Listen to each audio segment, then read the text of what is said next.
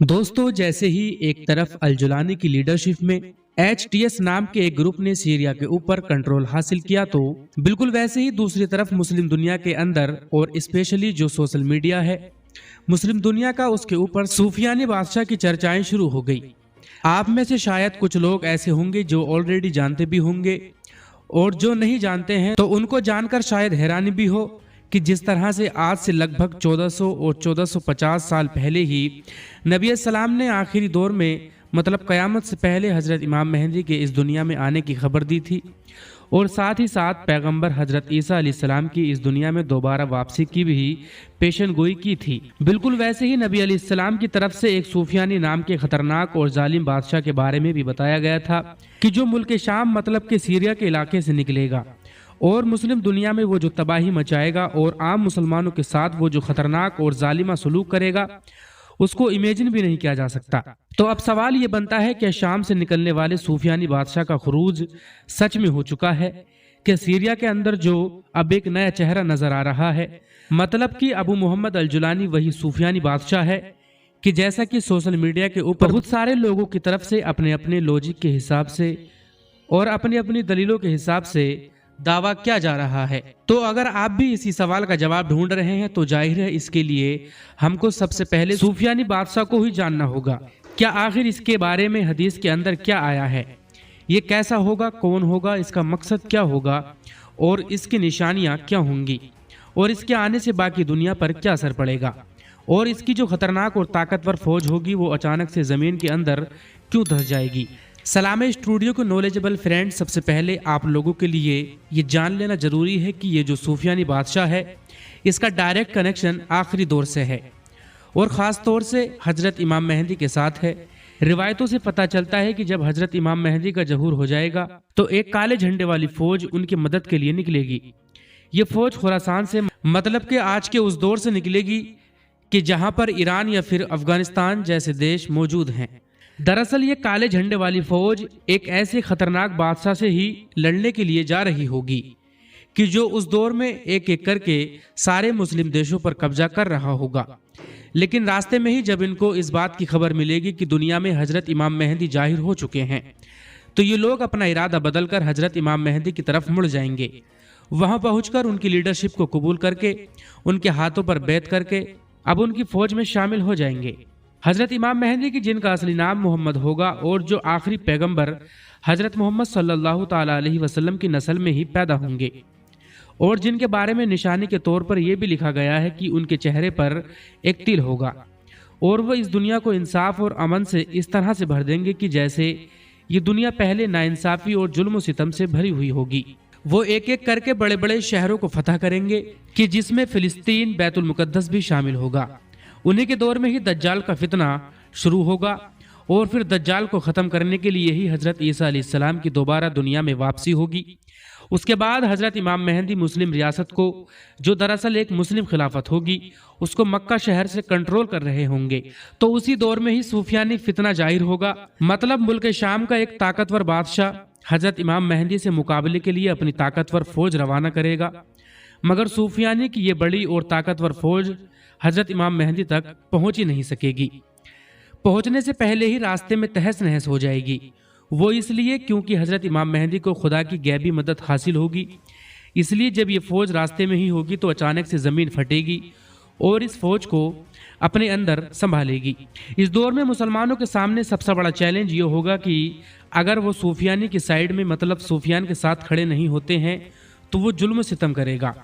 और मुसलमानों को कत्ल करेगा, और अगर वो हज़रत इमाम मेहदी के साथ खड़े होते हैं तब तो वो सूफियानी बादशाह के गुस्से का शिकार बनेंगे ही, और अगर वो हज़रत इमाम मेहदी के साथ खड़े भी नहीं होते हैं तो जाहिर है वो मुसलमान ही नहीं रहेंगे। इस बादशाह का जिक्र बहुत सारी रिवायतों में और अलग अलग दौर में लिखी गई बेशुमार किताबों के अंदर मौजूद है और बताया गया है कि सूफियानी नाम का ये जो बादशाह होगा ये मुल्क शाम मतलब के सीरिया के इलाके से निकलेगा और ये बहुत ज़्यादा जालिम होगा। इतना जालिम के मारकाट कत्लेआम में जर्रा बराबर भी नहीं सोचेगा। जिधर से गुजरेगा हजारों या लाखों की तादाद में लोगों को कत्ल कर डालेगा। इस सूफियाने को किसी की भी कोई परवाह नहीं होगी और इसके दौर में आम लोगों को तो कत्ल किया ही जाएगा, उनमें भी खास तौर से चुन चुनकर मुस्लिम उलेमाओं को मतलब कि मुस्लिम स्कॉलर्स को टारगेट किया जाएगा। इसी सारे जुल्म सितम के बलबूते पर ही ये बड़ी आसानी के साथ एक एक करके मुस्लिम इलाकों पर कब्जा करता चला जाएगा। हालांकि बाद में हजरत इमाम मेहदी इन सारे इलाकों को भी दोबारा फतह कर लेंगे। ये इंसान अपने सामने बोलने वाले हर इंसान को कत्ल करवाएगा। उन औरतों को भी नहीं बख्शेगा कि जिनके पेट में बच्चा होगा।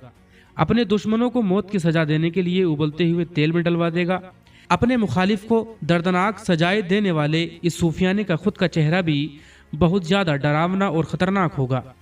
इसके चेहरे पर चेचक की तरह कुछ इस तरह के अजीबोगरीब दाने और दाग होंगे कि जिनको देखकर लोगों को महसूस हुआ करेगा कि मानो ये कोई काना इंसान है। सूफियाने के बारे में हज़रत इमाम सादिक कहते हैं कि अगर तुम लोगों ने सूफियाने को देख लिया तो समझो कि तुमने उस दौर के सबसे बड़े गंदे और पलीद इंसान को देख लिया। अब अलग एविडेंस पर ही अगर गहरी नज़र डाले तो ये भी इशारा मिलता है कि सूफियानी बादशाह का जो खुरूज होगा, मतलब जो इसके निकलने की स्टार्टिंग होगी, वो इस्लामिक कैलेंडर के हिसाब से रजब के महीने से होगी। और कुछ किताबों से ये भी इशारा मिलता है कि जो इसका पूरा पीरियड होगा, पूरी इसकी जो टाइमलाइन होगी, मतलब निकलने से लेकर ख़त्म होने तक की, वो लगभग 15 महीनों की होगी। और इसी बीच में ही वो ख़तरनाक मामला भी हो जाएगा कि जब इसकी बड़ी और ताकतवर फौज ज़मीन के अंदर धंसा दी जाएगी। साथियों, चाहे सूफियानी हो या फिर दज्जाल हो, दोनों का मकसद लगभग सेम ही मालूम होता है और दोनों लोग काम भी लगभग एक ही तरह का करेंगे। मगर फ़र्क यह है कि जहां एक तरफ दज्जाल की जो साजिशें होंगी वो लगभग सारी छिपी हुई होंगी, वो लोगों को धोखा देकर ही गुमराही करेगा, जबकि दूसरी तरफ जो सूफियानी होगा वो सारे काम खुल्लम खुल्ला करेगा, बल्कि वो तो खुलेआम चैलेंज करेगा और हाँ, जंग भी करेगा। अब साथियों, सूफियानी बादशाह से रिलेटेड लगभग सारी बेसिक जानकारी हासिल कर लेने के बाद अब जरा बताएं ऑनेस्टली, क्या आपको अभी भी लगता है कि मौजूदा दौर में सूफियानी बादशाह का खुरूज हो चुका है या फिर बिल्कुल होने वाला? पर्सनली अगर मुझसे पूछा जाए तो जवाब है बिल्कुल नहीं। पहली वजह तो यह है कि सूफियानी फितने का जो खुरूज होगा वो बिल्कुल आखिरी वक्त में होगा, बिल्कुल कयामत के करीब होगा। और जाहिर सी बात है, हम कयामत के कितने भी करीब पहुंच चुके हों, लेकिन इतना करीब अभी नहीं पहुंचे हैं कि जहां पर सूफियानी का खुरूज हो। और वैसे भी सबसे बड़ी बात तो यह है कि उसके लिए हजरत इमाम मेहदी का जाहिर होना भी जरूरी है, जो चीज़ फिलहाल अभी तक तो नज़र नहीं आती है। वैसे यहाँ पर यह भी बात बताता चलूँ कि अभी कुछ साल पहले ही जब ISIS जैसे एक खतरनाक और जालिम आतंकवादी ग्रुप का इसी इलाके से खुरूज हुआ था, मतलब कि सीरिया और इराक वाले इलाके से, तब भी बहुत सारे लोगों की तरफ से ये दावे किए जाने लगे थे कि सूफियानी बादशाह का खुरूज हो चुका है। सिर्फ बात ISIS की ही नहीं है, बल्कि इससे पीछे भी अगर आप लोग जाएंगे 10 साल, 20 साल, 100 साल, बल्कि सैकड़ों साल तक भी आप देखेंगे कि वक्त वक्त पर इस इलाके से या इसके आसपास के इलाके से जब भी ऐसी कोई ताकत निकली है कि जो खतरनाक हो, ताकतवर हो, तब बहुत सारे ग्रुप्स या लोगों की तरफ से इस तरह के दावे किए ही गए हैं। और अब जब अचानक से सीरिया के अंदर से अल-जुलानी और HTS की फौज उभर कर सामने आए हैं,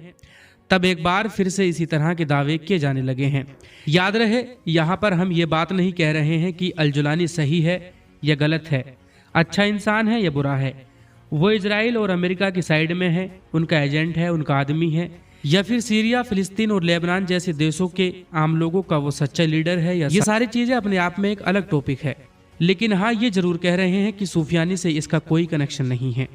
क्योंकि सूफियानी बादशाह के आने का ना तो दौर मैच हो रहा है, जैसा कि मैंने आपको पहले ही बताया। दूसरी चीज, अगर सूफियानी के खुरूज की जो इस्लामिक कैलेंडर के हिसाब से तारीख है, उसको भी अगर सही मान लिया जाए तो वो भी फिट नहीं बैठती है। एक और चीज जो और भी याद रखने वाली है वो ये है कि नबी अलैहिस्सलाम के दौर में मुल्क शाम, मतलब कि सीरिया, वो नहीं हुआ करता था कि जो आज के दौर में नजर आता है। ये तो फ्रांस का बनाया हुआ है, वरना तो हम जानते हैं कि नबी अलैहिस्सलाम के दौर में, बल्कि उनसे भी बहुत पहले से और उनके बाद भी बहुत लंबे वक्त तक मुल्क शाम के, जिसको आप लोग आज के दौर में सीरिया कहते हैं, वो सिर्फ इतना सा नहीं था, बल्कि आज के दौर का लेबनान हो, जॉर्डन हो, फिलिस्तीन और इजराइल का पूरा इलाका हो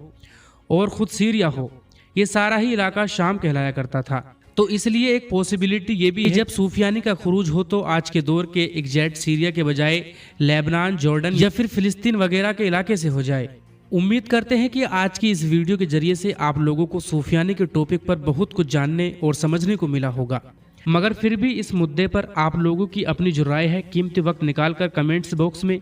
हमें जरूर बताएं। वीडियो अगर इन्फॉर्मेशन लगी हो तो लाइक करने के साथ साथ दोस्तों के साथ जरूर शेयर करें और ऐसे ही नॉलेजेबल और हिस्टोरिकल वीडियोस हमेशा देखने के लिए हमारे इस चैनल को सब्सक्राइब करने के साथ साथ बेल आइकन जरूर प्रेस करें।